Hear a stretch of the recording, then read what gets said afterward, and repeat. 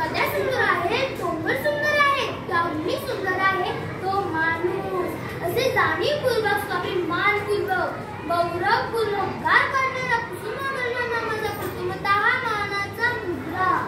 नमस्कार, माझे नाव ऋषिकेश महादेव गोरे. 27 फेब्रुवारी हा सारा महाराष्ट्र मराठी दिन म्हणून साजरा करतो. कारण या दिवशी कुसुमाग्रजांचा जन्म झाला होता.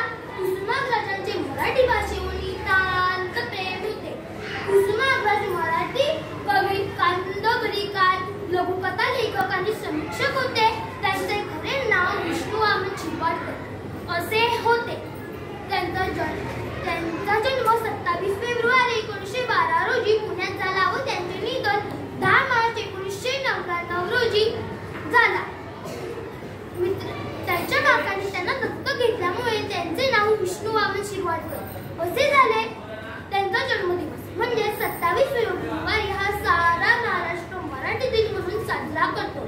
1942च्या त्या स्वातंत्र्य लढ्याची चळवळ सुरू असताना ते प्रभाव दैनिकात काम करत असत व त्यांनी त्यांच्या वृत्तपत्रातून जय जयकार, क्रांतीची जय जयकार ही कविता लिहिली.